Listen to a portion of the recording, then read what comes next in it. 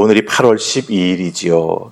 오늘 생명의 삶 묵상 에세이 그 해당 날짜의 묵상 에세이 보면은 제일 앞부분에 이런 이야기가 나옵니다. 미국에 있는 버몬트 대학교에서 원예학을 가르치고 있는 레오나드 페리라고 하는 교수가 학교에서 가르치면서 아마 책으로도 쓴 내용인 것 같습니다. 이렇게 말합니다. 원예가와 농부가 저지르는 가장 큰 실수가 있다고 말합니다. 아마 여러분들도 텃밭에서 뭔가를 키워보거나 유실수를 키워보신 분들은 알 겁니다. 내년에 더 많은 수확을 거두고 싶은데 어떻게 해야 될지 잘 모를 때가 있죠. 그리고 특별히 한 해 동안 잘 자라난 가지를 잘라 전지해야 될 때 얼만큼 잘라야 내년에 더 많은 수확을 거둘 수 있는지 사실 우리가 잘 전문 지식이 없습니다. 그러기에 이 레오나드 페리 교수는 뭐라고 말하냐 하면 이렇게 원예가나 농부가 저지르는 가장 큰 실수는 뭐냐? 가지치기라고 하는 거예요. 근데 그 가지치기를 너무나 충분히 하지 않아서 오히려 더 많은 과실을 거둘 수 있는데 제대로 거둘 수 없게 된다라고 말합니다. 이 페리 교수가 주장하는 바는 뭐냐 하면 최소한 1년에 1m를 자랐으면 70cm는 잘라버려야 된다라고 하는 거예요. 그게 최소치, 그러니까 더 잘라도 된다는 소리죠. 네.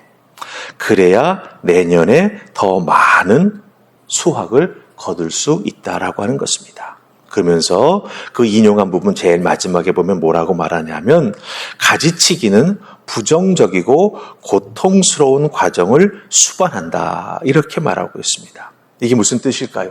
이만큼 자르면 내년에 잘 될까? 여러 가지로 생각이 많아진다라고 하는 거죠. 확신이 없다라고 하는 거죠. 그렇기 때문에 가지치기는 농부의 마음에 부정적이고 고통스러운 생각들을 하게 만든다라고 하는 것입니다. 제가 이 말씀을 여러분들에게 왜 소개하냐 하면 오늘 말씀 속에 나오는 내용과 깊이 연관되기 때문입니다. 우리가 잘 알듯이 서기관 사반이 발견된 율법책을 가지고 와서 요시야 왕 앞에서 읽지 않습니까? 요시야 왕이 그 율법책을 쭉 읽는 것을 다 듣고 자기의 옷을 찢어버리지요. 그리고 그 다음 무엇을 어떻게 해야 그 요시야 왕이 행하고 있는지를 오늘 말씀을 통해서 보여주고 있습니다. 요시야 왕은요, 정확하게 가지치기를 아주 잘하고 있어요. 네, 잘라버려야 될 것 확실히 잘라야 죄의 근원이 떠나가게 되고 하나님 앞에 우리가 믿음 생활 바로 할 수 있다. 그것을 깨달아 알고 하나님 앞에서 바르게 이 유다 백성들의 신앙을 개혁해 나아가기 위해서 하나님을 바로 세워 나아가기 위해서 그 전지 작업, 가지를 자르는 작업을 확실하게 실천해 나아가는 그 모습을 우리가 발견하게 된다라고 하는 것이죠. 즉 요시야 왕의 이런 모습은 우리에게 무엇을 의미합니까? 우리들도 하나님 앞에 예배를 통하여 말씀 들을 때 여러분들 아멘으로 공감하시는 부분이 많이 있죠. 중요한 것은 그 아멘한 다음에 내가 그 아멘한 내용을 가지고 어떻게 살아가느냐라고 하는 게 더 중요하다라고 하는 거예요. 주일 주님 전에 나와 예배 드리면서 말씀 들을 때 얼마나 기쁘고 감사합니까? 그래서 여러분들 분명히 아멘 하십니다. 근데 중요한 것은 그 아멘한 내용이 있지 않습니까? 그 내용을 가지고 내가 월요일부터 시작해서 그 아멘에 합당한 삶을 어떻게 살아가느냐. 아멘 이후에 내 삶의 모습이 더 중요하다라고 하는 거예요. 그걸 바로 요시야 왕이 우리에게 보여주고 있다라고 하는 거죠. 말씀을 듣고 자기 옷을 찢어버렸습니다. 아멘 하는 것이죠. 이렇게 살겠습니다라고 말한 것입니다. 그렇다면 진짜 그 모습대로 살아가야 하는 거죠. 요시야 왕은 우리에게 그렇게 살아가야 되는 모범을 보여주고 있다라고 하는 것입니다. 하나님의 은혜가 내 감정의 만족, 감정의 카타르시스로 끝나지 않기 위해서는 어떻게 해야 되는가? 하나님께서 내게 주신 은혜가 무엇인지를 확인하고 실천할 준비를 하고 실천하는 우리가 되어야 한다라고 하는 것이지요. 특별히 오늘 말씀은 그 실천한 준비를 요시야 왕이 차곡차곡 해나가는 걸 보게 됩니다. 그리고 이제 23장에서 정말 그 아멘한 것에 대한 행동을 옮기는 걸 보게 돼요. 자, 그럼 요시야 왕이 아멘 다음에 어떻게 실천한 준비를 하는지 함께 살펴보십시다. 자, 우리 첫 번째 살필 말씀은 13절입니다. 13절 찾으셨습니까? 자, 우리 같이 크게 읽습니다. 시작. 너희는 가서 나와 백성과 온 유다를 위하여 이 발견한 책의 말씀에 대하여 여호와께 물으라. 우리 조상들이 이 책의 말씀을 듣지 아니하며 이 책에 우리를 위하여 기록된 모든 것을 행하지 아니하였으므로 여호와께서 우리에게 내리신 진노가 크도다. 아멘. 이 13절 말씀 속에서 아주 중요한 표현이 나옵니다. 그게 뭐냐면 13절 제일 앞부분에 나오는 가서라고 하는 것과 그 다음에 중간 부분에 나오는 물으라라고 하는 말이에요. 네. 너희는 가서 하나님께서 이 우리에게 이 책을 발견하게 해주셨는데 이 책의 말씀이 어떤 내용인지 어떻게 이루어질 건지 하나님께 물으라라고 말하고 있습니다.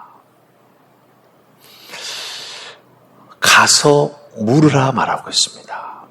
옷을 찢고 깨달은 것이죠. 그렇다고 한다면 그 깨달음을 구체적으로 실천하기 위해 세부적인 행동 지침을 마련해 나아가야 하는데 어떻게 행동해야 할지 그것마저도 어떻게 하라고요? 하나님께 구체적으로 여쭈어보고 해야 된다라고 하는 것입니다. 네, 은혜 받았을 때 우리는 감정적으로 격해질 때가 있죠. 그 격해진 감정을 가지고 내가 이렇게 할 거야, 내가 저렇게 할 거야 막 생각하고 결심을 합니다. 근데 며칠 지나면 어떻게 되죠? 내가 무슨 생각을 했는지도 잊어버리고요. 무슨 결심을 했는지도 잊어버리는 경우가 참 많이 있어요. 그렇기 때문에 요시야 왕은요, 하나님께서 깨닫게 해주시고 정말 그 마음속에서 분노가 치솟고 하나님 앞에 죄송한 마음이 치솟아서 자기 옷을 찢어버리지 않았습니까? 그 다음 내가 이 깨달은 바 은혜를 어떻게 실천해 나아가야 할까? 그것을 하나님께 나아가 여쭙고 그 방법마저도 하나님께서 허락해 주시는 것을 따라 나아가기 위해 무릎을 꿇고 있다라고 하는 것을 우리가 여기서 잘 깨달아 알아야 된다라고 하는 것입니다. 그렇기 때문에 여러분 한 분 한 분도 말씀의 은혜와 깨달음이 여러분에게 임하여 여러분의 마음을 막 움직일 때가 있죠. 그럼 그 은혜를 다 받으십시오. 그리고 그 다음에 하나님께 꼭 여쭈시기 바랍니다. 하나님 주신 은혜에 제가 아멘으로 응답했습니다. 이 주신 바 은혜를 내 삶에서 펼쳐나가기를 원합니다. 하나님 그 방법 하나하나 내게 알려주시옵소서. 주의 종이 듣고 준행에 나아가겠습니다. 이렇게 기도하며 나아갈 때 하나님께서요 한 발자국 한 발자국 내가 어떻게 걸어가며 어떻게 준행해야 될지 우리에게 가르쳐 주십니다. 그 단계까지 나아가야 진정한 순종하는 우리가 된다라고 하는 것이죠. 은혜 받았다 거기서 마침표로 끝나면 안 됩니다. 그리고 나서 내가 어떻게 해야 되지? 다시 하나님께 여쭙는 우리가 될 때 정말 여러분의 신앙의 모습은 하나님이 기뻐하시는 아름다운 모습이 될 줄로 믿습니다. 꼭 기억하시고 준행하는 은혜가 있기를 주님의 이름으로 축복합니다. 자, 이제 우리 두 번째 17절 말씀 보십시다. 17절입니다. 같이 읽습니다. 자, 시작. 이는 내 백성이 나를 버리고 다른 신에게 분향하며 그들의 손의 모든 행위로 나를 경노하게 하였음이라. 그러므로 내가 이곳을 향하여 내린 진노가 꺼지지 아니하리라 하라 하셨느니라. 아멘. 자, 여기서 왜 하나님이 유다를 향한 징벌을 멈추지 않으시겠다는지 그 이유가 구체적으로 나오고 있는 것을 보게 됩니다. 나를 버리고 다른 신에게 분향했다. 그리고 그들이 행하는 손으로 모든 행한다는 그 행위가 하나님을 경노하게 했다고 말하고 있죠. 즉 신앙생활에 나아가는 삶의 모습이 하나님 말씀하고는 하나도 맞지 않았다라고 하는 거예요. 그렇기 때문에 하나님께서 화를 내셨다라고 하는 거죠. 즉 하나님을 향한 예배의 모습이 무너졌습니다. 그게 뭡니까? 27절 앞부분에 나오는 내용. 나를 버리고 다른 신에게 분향했다라고 하는 것. 그 다음에 그 뒤에 나오는 내용이 뭡니까? 그들의 손의 모든 행위가 나를 경노하게 했다. 그러니까 우상 숭배하면서 그 우상을 따라 나아가는 삶의 모습 하나하나가 하나님 말씀에 다 걸리는 거예요. 그 모습이 하나님이 기뻐 받으실 수 없는 모습이죠. 겉으로는 하나님을 예배하는 척하나 아니죠. 본질은 그게 아니었다라고 하는 것입니다. 그렇기 때문에 이 17절 말씀 속에서 우리 하나님은 두 가지 정말 하나님이 벌 내리시는 이유를 분명하게 요시야 왕에게 말해주고 있다라고 하는 것이죠. 예, 여러분 이거 아십니까? 하나님께서 아브라함을 선택하고 부르신 것에서부터 시작해서 지금까지 우리들의 인생에까지도 하나님의 은혜를 받은 자, 하나님의 부르심을 받고 하나님의 택하심을 받은 사람들은 하나님께서 정말 사랑하십니다. 정말 그 갈 길을 보이시고 이끌어 주십니다. 그리고 그 길을 걸어갈 수 있도록 믿음도 충만하게 허락해 주시고 붙잡아 인도해 주십니다. 우리도 그런 은혜를 받고 사실 유다 백성도 그런 은혜를 받고 있었지요. 그런데 이상하게도 이 백성이 하나님 보시기에 기뻐하시고 감사한 길, 복된 길을 떠나버렸습니다. 그 길로 돌아올 수 있도록 하나님이 다시 한번 요시야 왕을 통해서 말씀을 발견하게 해주셨고 그것을 읽을 때 요시야 왕이 먼저 은혜를 받아서 하나님 앞에 통해 자복하게 해주셨고 이제 이 통해 자복하게 해주신 말씀의 은혜를 어떻게 구체화시켜 나아갈까 보내서 묻고 깨달아 알고 요시야 왕이 23절에서 정말 산당을 다 쓸어버리고 그런 종교개혁을 행해 나아가게 된다고 하는 거죠. 여러분들 잘 보시기 바랍니다. 하나님은요, 우리를 멸하시기 위해서, 우리를 멸하시는 것을, 우리에게 벌 주시는 것을 기뻐하지 않으십니다. 하나님이 제일 기뻐하시는 건 뭘까요? 죄 지은 자가 깨달아 알고 하나님께 돌아오는 거예요. 그것을 정말 기뻐하십니다. 그러기 위해서 말씀을 주신 것이고 그러기 위해서 하나님 앞에 예배하는 자들에게 말씀의 깨달음과 은혜를 주시는 것이죠. 하나님께서는 27절에서 다시 한번 그 말씀을 깨달아 알게 해주신다라고 하는 거예요. 그래서 돌아갈 수 있는 길을 하나님은 늘 열어주신다라고 하는 거죠. 우리들의 인생에도 하나님께 돌아갈 수 있는 길은 언제나 열려 있습니다. 중요한 건 뭐지요?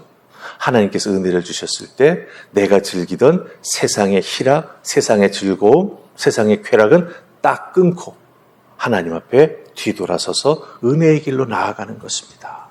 그게 회개고 회개한 자가 걸어가야 될 믿음의 모습이 된다라고 하는 거죠.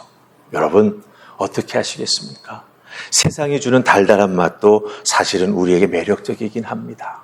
하지만요, 세상이 주는 달달함보다 진짜 내 인생에 도움이 되고 힘이 되고 내 영혼을 살리는 것은 하나님의 은혜요, 하나님의 말씀입니다. 여러분들 달달한 세상 많이 즐겨보시면 결국 나에게 남는 게 뭡니까? 가만히 보면 영혼의 황폐함, 육체적으로 질병 드는 것밖에 없더라고요. 하지만 하나님 앞에 돌아서면 어떻게 되죠? 그 영혼의 황폐함이 회복되고 육체적으로 병들고 아픈 모습 하나하나가 하나님의 은혜 가운데 치유함을 받고 정말 하나님 기뻐하시는 모습으로 새롭게 되는 은혜 속에서 하나님을 예배하는 자가 된다라고 하는 것이죠. 이 은혜를 꼭 누리실 수 있기를 주님의 이름으로 축복합니다. 아멘. 우리 기도하십시다. 좋으신 하나님, 오늘 말씀 속에서 세상에 주는 즐거움보다 하나님 앞에 돌아가는 것, 그 돌아가는 과정이 때로는 아프고 때로는 힘들고 때로는 눈물 나지만 하나님 기뻐하시는 모습으로 우리가 완전히 돌아설 때 우리들의 인생은 세상에서 누릴 수 없는 진정한 은혜와 하나님 주신 축복 가운데 살아갈 수 있게 됨을 발견하게 됩니다. 하나님, 우리에게도 그 은혜 주시고 그 깨달음을 준행해 나아갈 수 있는 믿음의 결단력, 삶의 원동력이 하나님 되어주시기를 소망합니다. 그리하여서 한 걸음 한 걸음 우리 하나님 따라 나아갈 때 회복의 은혜, 새롭게 주시는 은혜, 우리에게 또 한 번의 기회를 주시는 하나님의 손길이 임하게 될 줄 믿습니다. 그 하나님 손길 붙잡고 한 걸음 한 걸음 앞으로 걸어 나아가는 우리가 되게 하시고 그 말씀의 은혜가 얼마나 크고 얼마나 귀하고 얼마나 복된지 다시 한번 깨달아 알고 하나님께 감사하며 그 하나님의 모습을 세상에 증거하며 살아가는 우리 모두가 되게 하여 주시옵소서. 오늘 하루의 삶도 하나님만 따라가기 소원합니다. 주여 우리를 이끌어 주시옵소서. 예수님 이름으로 기도하옵나이다. 아멘.